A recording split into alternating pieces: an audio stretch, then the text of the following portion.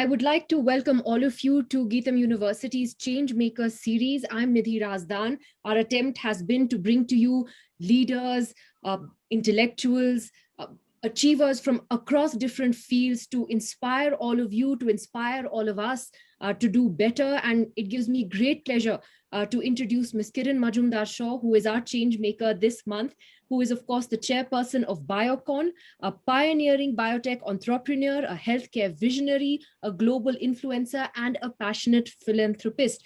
The impact that Kiran Majumdar-Shaw has made as a leading woman in science has really made her a role model here in India and indeed in many parts of the world as well. She's committed to equitable access to healthcare through affordable innovation as she pursues the path of making a difference to billions of lives globally. Kiran Majumdar-Shaw, it's so wonderful to see you here in my new avatar in a very different setting. Wonderful to talk to you, particularly at this very critical time that the country faces. So let me get straight into it. And I actually want to begin with one of your tweets, which we came across today. In fact, I can tell you that my sister-in-law just sent me the same tweet saying that she found it really wonderful. And you said, the vaccine situation in India is like an arranged marriage. First, you're not ready, then you don't like any, then you don't get any. Those who got are unhappy, thinking maybe the other one would have been better. Those who did not get any are willing to get anyone. So that pretty much, would you say, sums up the way our vaccine policy is sort of shaped out today, or the way we're looking at vaccines today? So, Nidhi, first and foremost, thank you so much for having me on this show. I think I'm absolutely delighted to be speaking to all the students at Geetam University. And I would like to first and foremost, commend, Geetam University on what they're doing for educating India. Well, first and foremost, I must confess that that was not my original words because I just found it on a WhatsApp group. I thought it was so apt as an analogy, and that's why I tweeted it, thinking, it is really what's happening in the country. There's so much confusion in the minds of people as to which vaccine they should use, and when they should when they should be vaccinated, and should they be vaccinated. And right now there's even confusion about what is the interval between the first and second dose, and things like that. So I just thought that it was very funny the way it was portrayed. So let me ask you about that in some detail, Ms. Shaw, because this is the uppermost question on everyone's minds. And we know that the only realistic way out of this pandemic is vaccination for all. How have we come to this point where we have had, as a country, a history of great success with mass vaccination programs, and yet we seem to have kind of lost our way on this current COVID vaccination drive, which of course was never going to be easy given the numbers involved. But how do you look at how we reach this point where we are in this state of confusion and uncertainty? I just think that, we haven't really done what it takes to in terms of managing, COVID. I think we did a great job in the early phase of COVID, which was the first wave. I think although there were negatives to the national lockdown, there was a huge positive as well. I think one of the good things we did in retrospect was to have an early national lockdown right in the beginning of the pandemic when it hit India. And that actually gave us time to prepare, and that also, in a way, stopped the immediate spread of the virus. One of the things that we must remember is we had that mass exodus of migrant labor right in the beginning when we declared the lockdown. But actually, the good thing was that they had not yet been infected. So even though they went into the hinterland, they did not carry the infection with them. This time around, unfortunately, it has hit us like a tsunami, and it has actually gone to the hinterland of our country, which is really dangerous. That is what has really made it such a pandemic tsunami, and that is what has actually taken everything out of control. And I think we did if you have to look at lessons learned from the pandemic, or how we managed or mismanaged it, I think a lot could have been done to avert this crisis. Let's start with the fact that way back in August, there was an opportunity for us to produce vaccines at risk. Both Serum Institute and Bharat Biotech could have been told to manufacture vaccines at risk. And if we had actually manufactured vaccines at risk, we would have had almost 200 to 300 million extra doses by now. What does that mean, at risk? Which means that even though the vaccines were not approved at that stage, you could have just been manufacturing vaccines, hoping that it would be approved at some stage. And if they were not approved, you would have had to destroy the vaccines.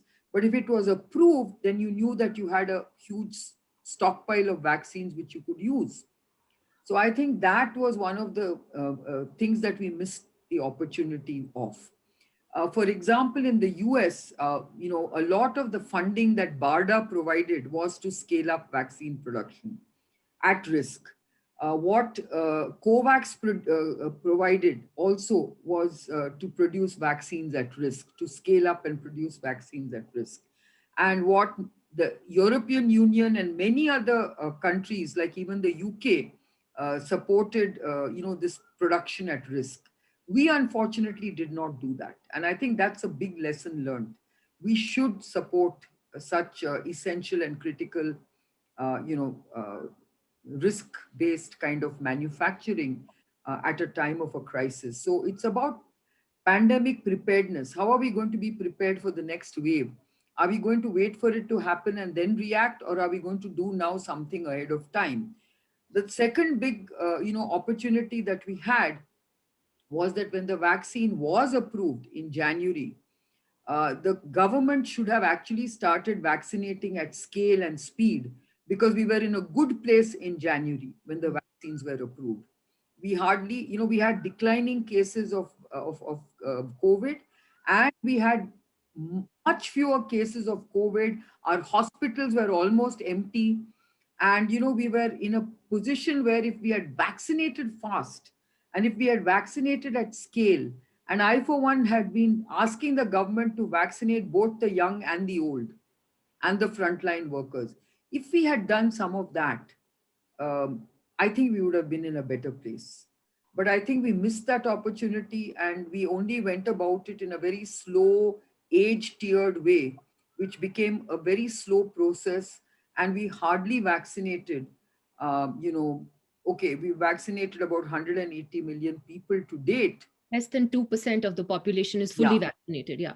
So I think that was an opportunity we lost. And of course, there's this big criticism about ought we or should we have donated so many vaccines to the outside world. Now, that is a different discussion altogether. But I think if we had been more prepared, we might have said, okay, let's not donate so many vaccines. Let's donate some of the vaccines. And let's calibrate our donations based on how we are managing the COVID. But unfortunately, we all thought, including myself, that we were in such a safe place because of the reducing numbers, and we were not seeing hospitals being inundated. And I think we got into a sense of complacency. Yeah. Of course, the elections were a big factor in spreading the second wave, along with, of course, Kumbh Mela and some of the other religious festivals that were held. So unfortunately, these are things in hindsight, which obviously we ought not have done. But the fact of the matter is viruses do mutate, and they do become more infectious, and you have to be far more cautious than lax. Can I ask you though, do you think there is still room for course correction on the vaccine policy, particularly now with this whole controversy of the center making changes and saying that it is not now going to be over centralizing the process in terms of procurement? So now only 50% of the vaccines produced by manufacturers will go to the center, and states are having to float individual global tenders, which itself has become quite controversial and very chaotic. That obviously means that vaccines are not going to be free for everybody. The pricing is all over the place. So what would you suggest to the government on this? Should they centralize the procurement process, but decentralize the distribution of vaccines to states and let them sort of decide on criteria and which groups to target first? How would you suggest the government do this? No, absolutely. I think, there's been a lot of confusion, and if I may say so, a lot of wrong messaging and mismanagement. Let's not mince words. Because I think if you look at it, the fact that you have three prices is itself very confusing. The Yeah. fact that the government is saying that the center will procure at one price and the states will procure at a second price and the private sector will procure at a third price is extremely confusing, and it's not required. As you very rightly said, you could have had central procurement by the central government for distribution through the state governments. That is the method they should have adopted. And whilst they basically did the distribution, states could have procured from them at a certain price. Even today, this whole notion that states can do their own procurement or import of vaccines is not at all something I would subscribe to, because I think the center should actually aggregate state requirements and then import on behalf of the states. I mean, on one hand, you are abdicating your responsibilities to the states, or delegating, if you want to call it that, to the states. And on the other hand, you're still controlling allocation to the state governments. So I don't think it's working. And I've never believed in a command and control kind of model, because it's slow, it's inefficient, and it doesn't really serve the purpose. I think state governments must have the flexibility to deploy vaccines, to come out with their own vaccine deployment strategies. And there should be, if you want fair and equitable distribution of vaccines among state governments, it should be based on a number of important criteria. It should not be based on uh, either political criteria, or it should not also be based on just some one size fits all kind of criteria. It should be based on things like uh, the density of urban centers. You should actually start with urban centers, if you ask me, because they are the biggest sources of transmission. So start with the cities, the largest cities in each state for that matter. And then you should actually have a graded weightage based on density, mortality rates, case loads, occupation, things like that. Who are the transmitters in each part of your state? I mean, like, for instance, when I look at Bangalore, I think Bangalore as a city, of course, is the largest city in the state. And it is a very big source of transmission because, Yeah. employment is in Bangalore. And we have a very large service industry that actually spreads the disease. Look at the service delivery boys. Look at the Ola cab drivers, okay, and things like that. So the Uber and Ola cab drivers are potentially transmitters of COVID-19. And they are actually spreading it to people who are taking their rides, or or people who are receiving the goods from the Amazons or Flipkarts or even the food delivery boys. So I think those are the people who need to be vaccinated. Then you've got the construction workers. Now they are also going to be potential transmitters. You've got high density slums within cities. They also need to be looked at. You need to look at high rise buildings with elevators, because they are the ones also who spread the disease very fast. And today there is a very new finding that all this messaging that we've been hearing about of social distancing may not necessarily be helping us, because they're saying it's now in the air, it is airborne. It is not just about Poor ventilation is a big problem. Yeah. yeah, so it's saying it is actually airborne. It is not about droplets, which immediately That 6 feet distance is no longer. is no longer relevant, because they're saying actually you should look at it as an airborne transmittable disease, a virus, which is very scary, which means we have to vaccinate. We have to bring down the rate of replication of the virus. And the only way you'll bring down the what they call the R naught, which is the replication rate of the virus, the only way you can do that fast is through vaccination. Otherwise, if you don't do that, the virus will keep replicating and it will keep mutating. That is why you need to vaccinate so urgently. Can I ask you though about concerns? Today, I saw a report in the Hindu which mentioned that doctors are saying that the current vaccines we have in India may not produce as many antibodies against the variant which is going around in India at the moment, which is so infectious. Uh, but at the same time, it does provide a certain level of protection, and therefore people should shed any hesitancy and go for these vaccines. Is there any more light that you can shed on that and about the efficacy of both Covishield and Covaxin in dealing with new variants and the concerns people have that, okay, because I know, for instance, I have a close member in the family who has had both doses of Covishield, but she has got infected, and luckily she's at home and she's got, but she's got a fever and she's not comfortable. But you know, people have a lot of misconceptions about what the vaccines can and can't do. If you could clear the air for us on that, that would be great. Yeah, so I believe in something called cross reactivity. So, any vaccine that has been developed for COVID has been based on what we call as the spike protein. Of course, some have also been developed based on the receptor binding domain, but it's largely based on the spike protein.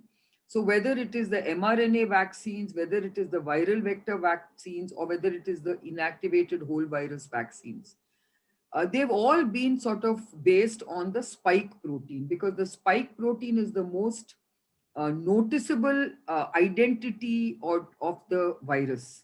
And the spike protein is what the virus uses to enter the human body. So they believe that the moment it enters the human system, the immune system actually responds to the spike protein. Now, of course, it's the spike protein that is undergoing mutation, but there will be cross reactivity, because even though parts of the sequence might change, largely the protein is there to basically give you some amount of cross reactivity. So I still believe that any of the existing vaccines ought to be giving you some amount of protection. And that's why we all say, irrespective of breakthrough infections, you will be protected from severe disease, is what is Cool. the assumption. And that is so far the data is telling you that in cases, people who are reinfected are not getting a severe disease where they need to be either hospitalized or put on a ventilator. So I think that in itself is a good reason why we need to vaccinate ourselves. And yes, this is an evolving, science that we're all dealing with. I don't think there are any short answers to what you're asking, Nidhi, apart from the fact to say that a vaccination will protect you in some way. And I therefore request every one of you who is eligible for a vaccination to go ahead and get it. And it doesn't matter which vaccine you take at the moment. The only difference is that there is some discussion about, do you do a 4 week interval for the second vaccine, or do you do a 6 or 8 or 12 week? That is really the discussion that people are having right now. But I, for one, believe at least get your first dose. Then And then take it from there. you take it from there and decide you want it after 4 weeks or 6 weeks or 8 weeks or 12 weeks. Even today, there's confusion because the government suddenly put it off by 12 weeks. And now UK is saying we want it in 8 weeks again because, of the Indian variant. These are all knee-jerk reactions. We don't have enough scientific evidence to say what works and what doesn't work. The only thing we know is that the vaccine does protect you to a reasonable extent. Okay, I want to get in students with their questions. Could we get Ram Karthik in? I know he has an interesting question. So while Ram Karthik is brought online, let me just take a lot of the questions we're getting on the chat box. And Shailendra Dasari has asked that is the import of vaccines in large numbers, according to you, a viable option? Do you think that overseas suppliers will be able to meet our huge demand, given that we're now in talks with Pfizer and Johnson & Johnson and other vaccine manufacturers? It will take time though, won't it? So let's be very honest. There is a global shortage of vaccines. And this global shortage of vaccines is something which we must understand. We are fortunate that we have indigenous producers of vaccines, which is why we're able to actually at least have our own supply of vaccines, because many countries in the world don't have any access to, uh, you know, doses of vaccines which they need. Now, I don't think we can really rely on imports at this point in time, because really the access to large volumes of vaccines is very, very limited. So I don't think I would put my bet on that. I would focus on our own production capacity in India. And I know that all our vaccine manufacturers are trying to ramp up capacities, whether it is Serum Institute, whether it is biologically, whether it is Bharat Biotech, or whether it is any other vaccine company. They are all trying to basically ramp up production, including Zydus Cadila. So I Yes. think by the end of August, I think you will be in a much better place, because by that time, you will probably have over 200 million doses of vaccines per month. That is my estimate. Okay, that's optimistic and good to know. Is Meghna there, please? Meghna, you have a question for Kiran Mazumdar-Shaw. Meghna, go ahead, please. Yes, ma'am. Thank you, ma'am, firstly. So my question is with regards to the mindset of the people. We Indians are people who are easily influenced. When the vaccine came out in the initial days, there was a lot of criticism and negativity surrounding it. There are like many stories and myths without a proper base that question the credibility of the vaccine, although it went through many stages and was actually approved by all the authorities. This is, in fact, like the main reason why many people still hesitate to take the vaccine. And if you look at the situation today, the country is in a terrible condition. So, in order to save ourselves from this pandemic situation and its impacts, it is essential for us to actually come out of such misconceptions. But how do you think we can achieve that, ma'am? Okay, a lot of misinformation. Meghna, thank you for that. But I think, we all need to understand that these are complex products. Okay, vaccines are very complex products. It's not easy to make a vaccine. And then when you evaluate a vaccine, you have to go through certain processes. Now, obviously, there is going to be a discussion if the full process has not been gone through. And I think what we need to understand is that now that all data is available about all the vaccines that we are using in the country, I think we should be in a much better place today. But I think people were right to ask certain questions at that stage, because if you haven't got all the data and you're assuming certain aspects of the vaccine, obviously it's a judgment call that people need to make. And if people feel uncomfortable about not using one vaccine and using another, there's nothing wrong in that, especially if you're asking the right scientific questions. And I think the what you are referring to is that there was one of the vaccines did not have enough efficacy data. I think that was where the problem was. It is not about saying that what is right and what is wrong.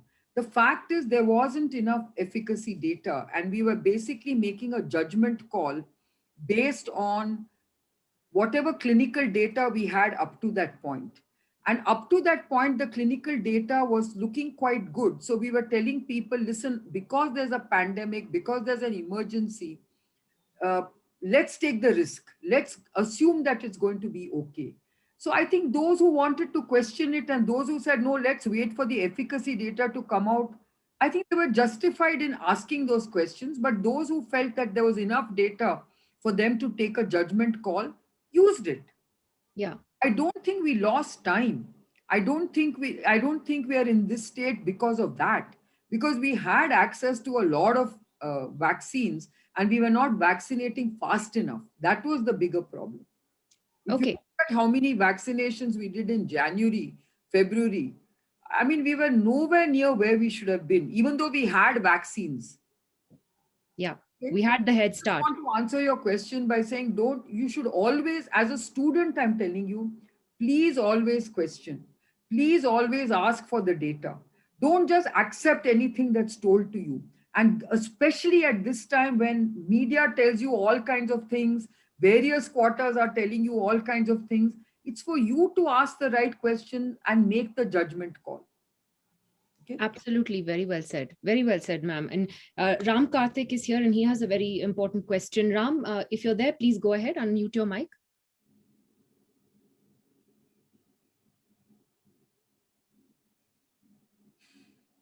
Is Ram there?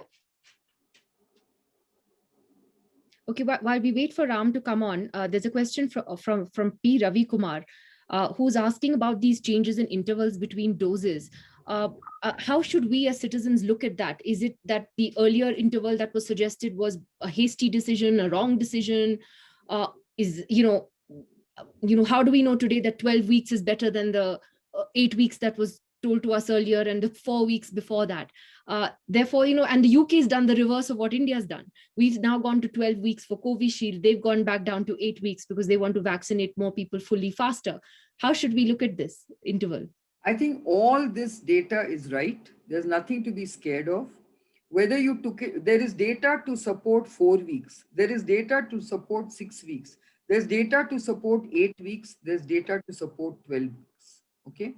So I haven't seen data for the 16 weeks, but I've seen data for 12 weeks.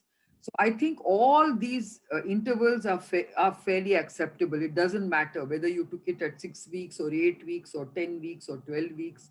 I think all of this is quite okay. So yes, I think there is good data to suggest that you're well protected even up to 12 weeks. And I think both the UK and India are taking advantage of that data to basically enable themselves to vaccinate greater number of people. Because you know that if you need 2 shots and if you need to vaccinate at shorter intervals, you will not be able to vaccinate more people. That's right. That is what even the UK did when it was short of vaccines. That is what also India will do when it is short of vaccines. And when you're in a better place, you will shorten the time interval. But suffice to say that what the data actually means is that you are protected up to 12 weeks. So don't worry. I mean, that's what in effect it means. But the way it's being communicated is very confusing and very worrying. So I would like to, let you all know that all that it means is that there is data to support 4 weeks, 6 weeks, 8 weeks, 10 weeks, 12 weeks. And up to 12 weeks, you're quite well protected. So don't worry. Even if you've taken the vaccine shot at 6 weeks, you are as protected as if you would be taking it in 12 weeks. I think the communication point is a very important one, because I remember when the UK did increase it to 12 weeks, there was also a Lancet study that had the data to show why the efficacy was better at 12 weeks as compared to 8. And I think that gave people a sense of reassurance in the UK, at least, that this was the right decision. Is Manharsha there on the panel? Manharsha, are you there? Yes, ma'am.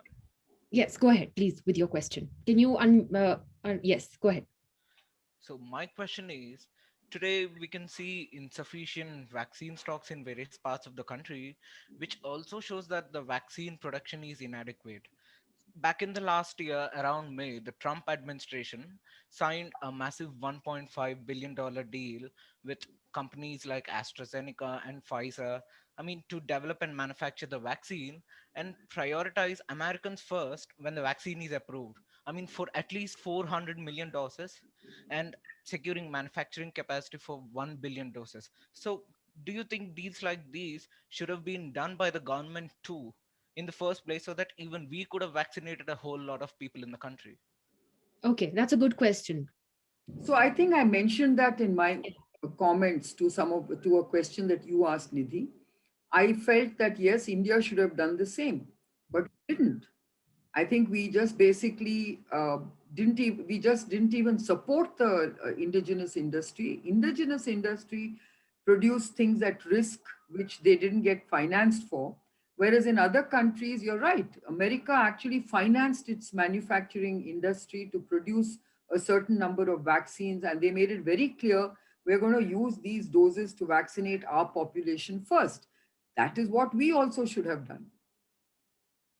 Thank you. Right. And in fact, one of the other questions that's often being asked, and I see it coming here as well, is that do you think that we will all possibly require booster doses of the vaccine as well at some point? This might even become an annual exercise, possibly. Yes, the science is evolving, the data is also evolving. We have no reliable durability of response data. So until we get that, we really don't know when we will need a second shot or if we will need a second shot.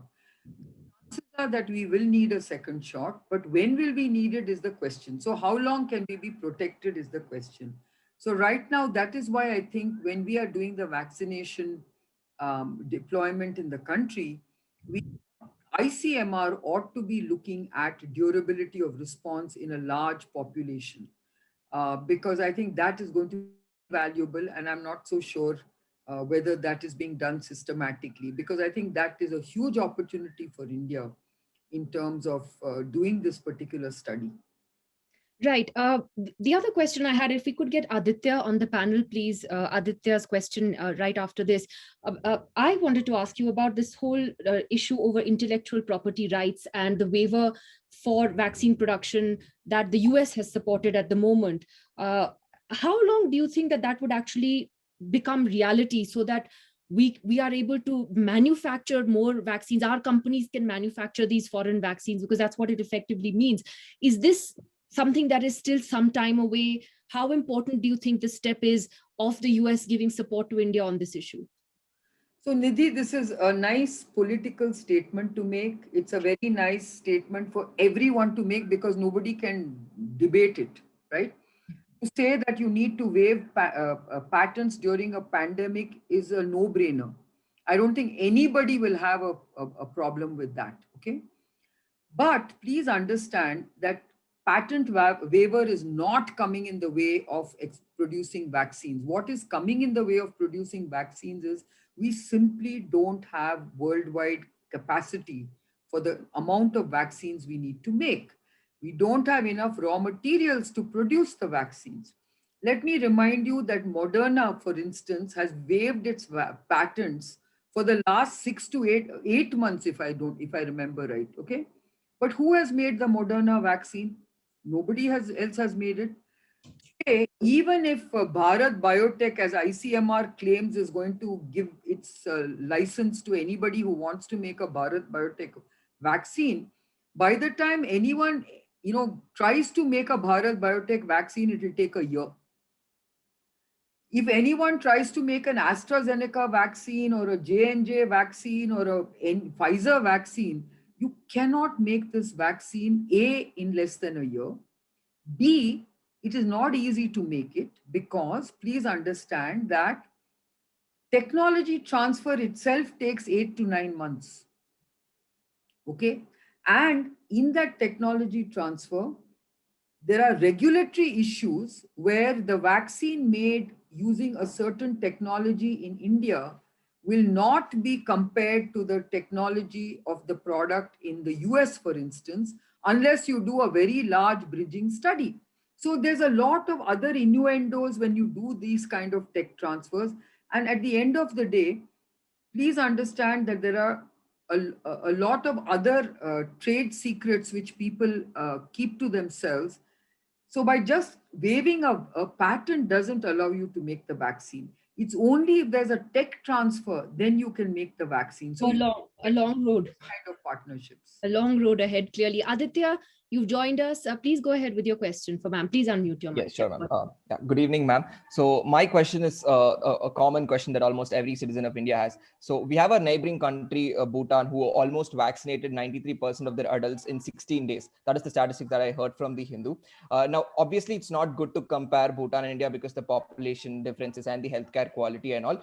But my question is, how soon can we get at least close to those figures? Now, you already said that import is not the best solution that we have. Like, what are the other solutions that you see? And how soon can we get there?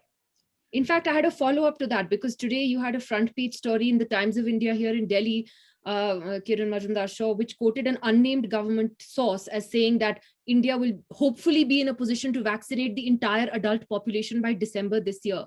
As a journalist, the moment I see an unnamed government source, the antenna goes up that there's a plausible deniability there. But realistically, I mean, do you really think that we could do that by December this year, or is this a little bit of wishful thinking? I think it's wishful thinking to say that you'll be able to vaccinate 90% of a population as vast and diverse as India. But you can aim to vaccinate 90% of an adult population of cities for that matter. I personally believe you should be doing it in that way. Because let's not try and, try and take on such a daunting claim that we can vaccinate 90% of India. Because let's not forget, we don't have very efficient supply chains in rural India and what have you. But if you focus on the large urban centers, let us look at maybe the top 50 urban centers of India and maybe focus on vaccinating them in a very large way. That can be done by December. Right. Okay. Let's get more questions. I have loads of questions. In fact, I'd like to ask everyone to be patient. We have almost 100 questions that have come in now. There was an interesting question. I lost who asked it, but just about drugs. What progress are we making in terms of fighting COVID on that front? Just drugs to try and treat this disease, as opposed to vaccination, of course, is very important. But are we making any progress on better antivirals or anything else at the moment to go after this virus? No, I think there's been a huge effort to find, more effective treatments for this virus. And I think there are a number of drugs that are quite effective in dealing with this disease. But the only problem is, Nidhi, we need to use the drugs in the right way. For instance, there is this big question about how remdesivir is being used. Yes. For instance, we do know that remdesivir has to be used within 1 week of getting the infection. Because what does remdesivir do? Remdesivir basically stops the virus from replicating. Now, the immune system already kicks in within a few, in a very strong way within a day or two of your getting the infection. So what we are trying to say is that within 5 days, ideally, you should be using remdesivir, or at least within a week of your getting testing positive. But today, people are using remdesivir as if it's a magic bullet at any stage of the disease. In fact, most people are being treated with remdesivir when they don't even have the virus anymore. Because this disease is a very difficult disease. It starts with the virus replicating, and it ends up with a very hyperimmune response from your body, which is causing all the kind of lethal consequences, such as the cytokine release syndrome, and the pneumonia in your lungs, and inflammation and blood clots. All that is happening because of a very hyperimmune response. So when do you use what is really, really the question. And I think we have a number of treatments which, if they are used in the right way, and not only at end stage. In fact, I want to use this particular forum to say that anybody who has the slightest symptoms ought to test themselves. And even if you come in contact with somebody, you should test yourself, because if you are positive and if you have worsening symptoms, you should immediately go to the hospital. But if you don't even know that you've got COVID, what is happening is, by the time people realize they've got COVID, it's a bit too late.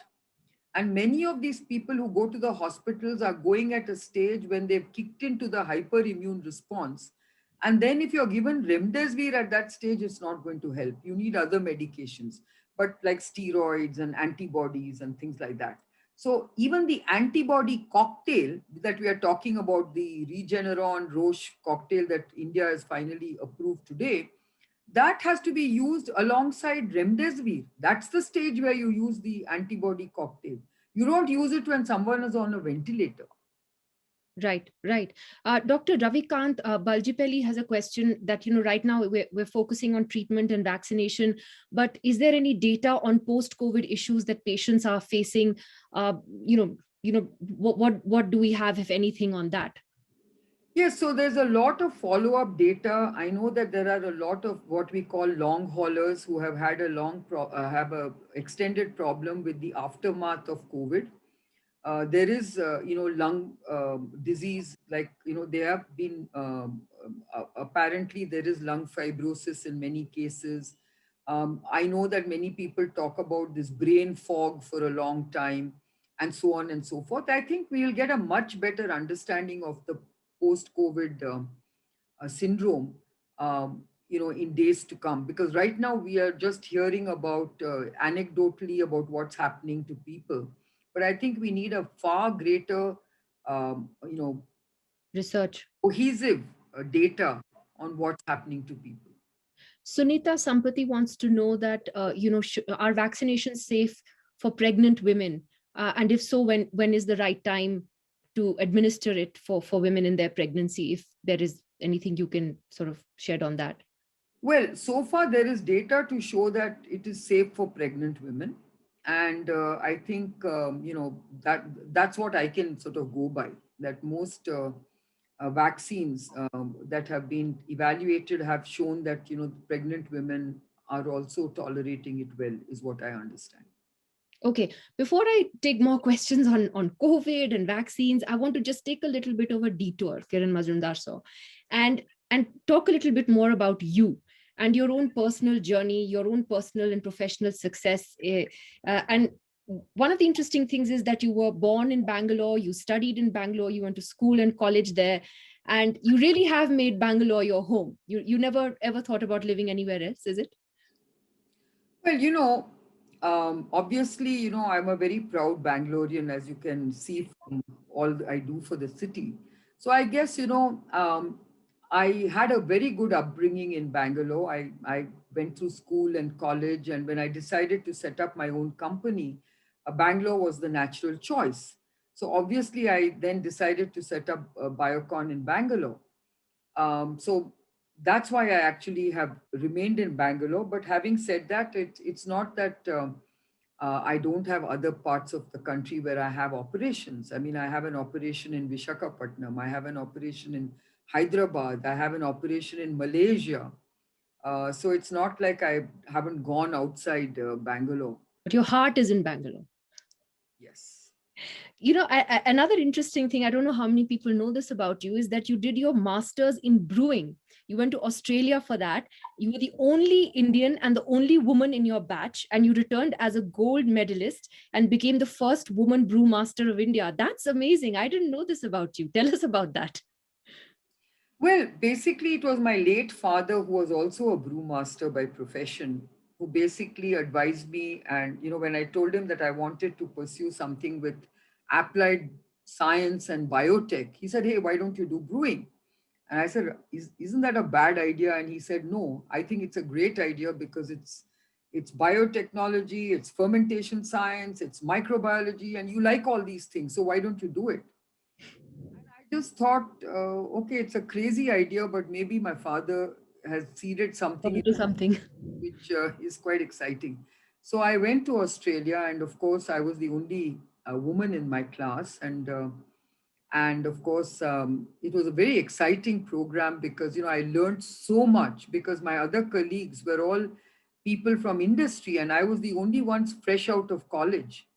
And so I think I was far more diligent in terms of understanding the science of brewing rather than just understanding the technology of brewing. So I understood both, whereas my colleagues were really more focused on just understanding the technology and other broad aspects of brewing. So they were doing jobs, right? So I guess I got the most of that program. And so, of course, I topped my class. But then when I came back to India, it wasn't easy for me to get a job because the breweries in India felt it wasn't a woman's job. Job. That's what got me to start Biocon instead. That's fascinating. I wanted to ask you more about the fact that, as a woman entrepreneur, what you have achieved is a very, I mean, it's an inspiration, particularly to young women out there who are watching this and who would like to learn from you. You would have faced a lot of obstacles along the way. Like you said, you came back and breweries weren't willing to hire a woman. How did you overcome that sort of the gender obstacle in particular at your time? So let me start by saying, Nidhi, that women are in a much better place today than I was in 1978 because it wasn't a woman's world at all. I mean, there was so much gender bias, and women were just not seen or heard in the business arena. And I guess it was all about building credibility. I had huge credibility hurdles to overcome because I was 25 years old when I started Biocon, and in those days we didn't have startups, we didn't have these young techie startups those days, and most people who started businesses of their own were really retired people from big companies. And so I was here, this young girl. First and foremost, women were not seen as, people running companies. This is, yeah. And then I was basically trying to run a company which nobody understood. Nobody understood what is biotechnology. So I had lots of credibility hurdles to overcome. But I guess, every entrepreneur has different kinds of hurdles to overcome. Mine were about credibility. And I did that with a very science based kind of approach, saying, look, this is what it's about. I think entrepreneurs need to sell themselves through differentiated abilities, which then people admire in you. Okay. Let me go back a little back to the pandemic questions, because now we have more than 100 questions and they're constantly coming at us. Murli Mohan Challa wants to know if there's any chance of Biocon producing a COVID vaccine. Well, we are helping with the process of producing vaccines because, we give a lot of support through our companies to the vaccine companies in terms of various aspects of the production support. But to make vaccines in a biologics facility is not easy because it's a virus, and it has a viral vector. And when you make biologics like what we make, from a regulatory point of view, it becomes very difficult to produce vaccines in the same plant. So you've got to be a standalone vaccine maker. But we will be looking at vaccines at a later stage. There's a question from Rushan Samuel saying, when can we expect a vaccine for children now, those below the age of 18? And in fact, a follow up to that is I read yesterday that the WHO was actually making an appeal to, I think, Western countries that don't vaccinate children right now. Let the focus be on adult populations, helping other countries that don't have vaccines yet. So if you could sort of give us your perspective on this issue of vaccinating kids and when that may happen. So I agree with that, appeal by the WHO, because I think you do need to vaccinate all the young. In fact, I would advise all young parents to vaccinate themselves, because I think they need to make sure that they protect their children and themselves, because children do get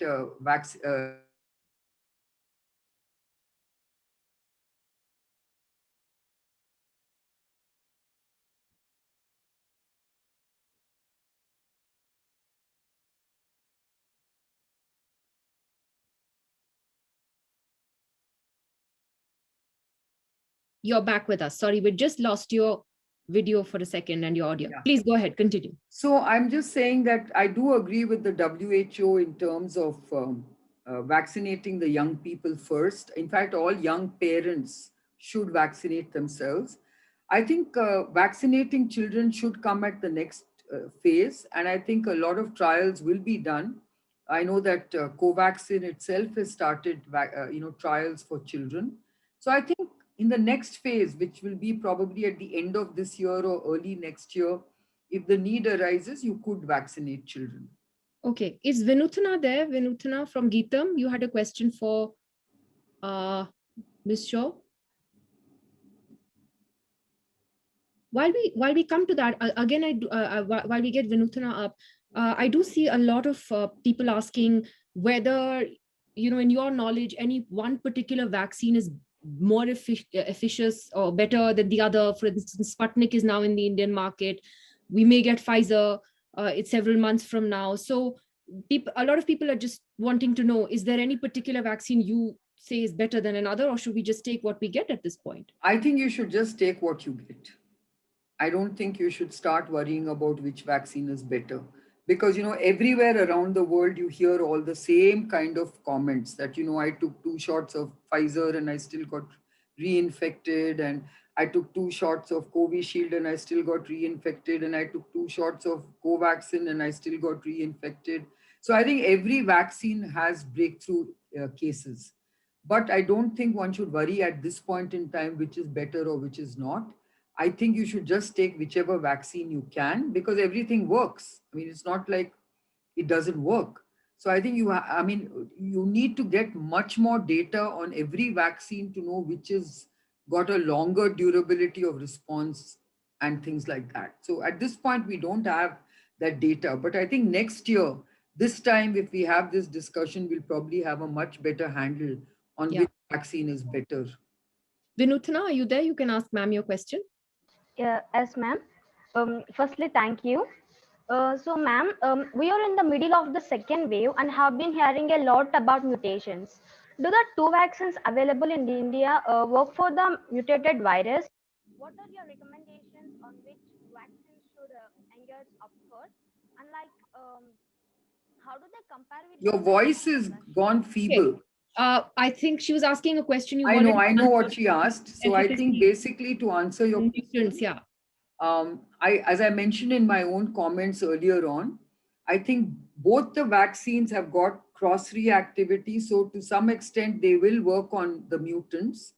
Obviously, there could be a discussion on, is there an exact vaccine that could be better for the Indian mutant than other mutants? I don't think at this point in time we should be worried about that. You will get the next generation vaccines which will be more effective than this generation, but at this point in time I think we should just worry about whether it works or not. And it does work, it does protect, it does have what we call as cross reactivity to give a certain amount of protection. Is there any evidence, as you rightly said, Kiran Majumdar-Shaw, earlier, that viruses always mutate? That is what they do. But is there any evidence that the version that has spread in India is necessarily also more severe? It causes more severity of disease. What we have seen is that younger people are certainly seem to be getting more infected this time than they did last time. But is there any data to suggest that infection is also more severe? No, I think what is shown, what is happening, Nidhi, is one hypothesis, is that it is far more infectious. So, when viruses mutate, they mutate to basically infect, right? So the infection is much higher.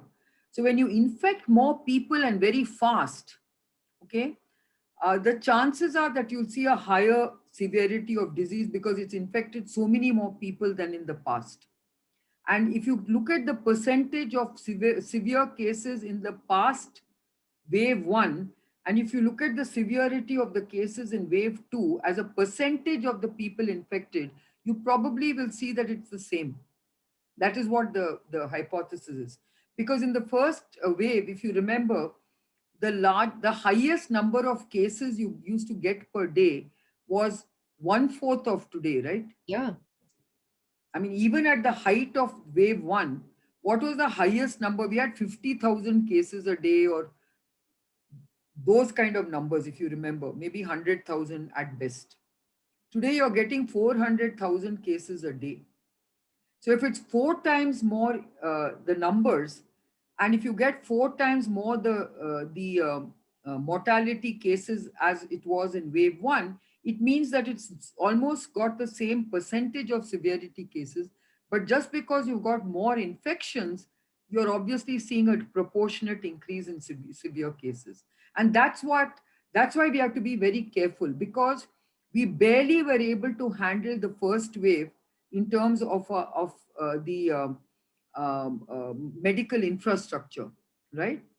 And when it's 4 times the number, it simply is overwhelming. You cannot handle so many cases. Preetha Ghosh has an interesting question. She wants to know, what is the significance of nasal vaccines, which are in the pipeline now, and the level of protection that they would offer as compared to, say, the current injectable ones? So there are two aspects to intranasal vaccines which are very important. One is, of course, the ease of delivery, because you don't need syringes and needles. And so it becomes a much faster, easier process from a vaccination point of view. And the second thing is it gives you what is called as mucosal immunity, which means that you know that the virus enters through your mucosal cavity, which is your nose and your mouth. So if you get mucosal immunity, then they believe that when the virus enters your body, it immediately gets destroyed in your mucosal cavity, which is not happening today. Today it goes through your mucosal cavity and it only gets destroyed when it enters your body. Okay, so that's how it will be different. My last question actually was on the issue of vaccine inequities. The fact is that we're already seeing our vaccine program, people coming out to get vaccinated in India's big cities has come down sharply in recent weeks because we don't have vaccines available. But in rural areas, the situation is even more grim. And the fact that we're relying on online registrations has made it a very inequitable process, wouldn't you say? Not everybody has a smartphone. Even those who do are not necessarily digitally literate. So would you suggest that the government tweak this to allow walk-in vaccinations? Yeah. And yet, how do you allow walk-ins without ensuring there is no overcrowding at a vaccination center? It's not an easy choice, but there is a huge inequity right now. And how do we deal with that? So you need to decentralize the process, Nidhi. You need to have a token system. You need to have camps. And all this can be very well managed at a panchayat level, at a district level. All this can be done extremely well, but you cannot be using a one size fits all for registration across the country. What works in an urban center, what works in a tech enabled center, what works for an educated person does not work, as you rightly said, for an uneducated rural person who may not have access to a smartphone or any phone for that matter. So I do believe that the government has to look at ways of addressing these parts of our population. And like I said, you can easily do it by arranging camps and by having a very well disciplined token system. I don't think our rural people are indisciplined. In fact, I find that urban people are far more indisciplined and they always want to game the system rather than the rural. My final question before we let you go, Kiran Shaw, is from your own experience. I remember many months ago, you were down with COVID yourself. And I think, I've just recovered from it. So many of us who are on this panel here have been through it. And many people find themselves with this overwhelming anxiety, either when you get it because you don't know what's going to happen, or the dread of getting it. How have you done, in your post-COVID recovery? What is the advice you would give to, people today who are going through that anxiety and the mental toll that this pandemic is taking on all of us? What would you advise? So first and foremost, I want to tell you that even when I got COVID, I was not scared. I just felt that I needed to understand what was happening to me. And being a scientist, I knew I had to measure my oxygen levels. I needed to measure certain levels in my body to make sure that I was not getting into a hyperimmune state. And I felt that I knew what had to be done if I went into a different kind of a reaction. Having said that, obviously I recovered. I had a mild form of the disease. I didn't have anything more than a little temperature for a few days and fatigue. But beyond that, I think I recovered quite well. But throughout my COVID, I made sure that I was exercising, I was doing yoga, I was doing breathing exercises, and I continue to do that even today. I think you have to keep healthy. And I know that I was able to fight off COVID because I was healthy. I am very careful about my health. I exercise, I eat in a cautious way, and so on and so forth. So I think everyone, should just try and keep themselves healthy, and exercise. I think exercising is going to be very important. As you know, around the world, obesity is one of the worst comorbidities to have with respect to COVID-19. Yes, I know diabetes and other things, but obesity is one of the biggest killers. So I think you need to be very careful about your health, about exercise, and about, just making sure that you mask up and be very careful when you go out.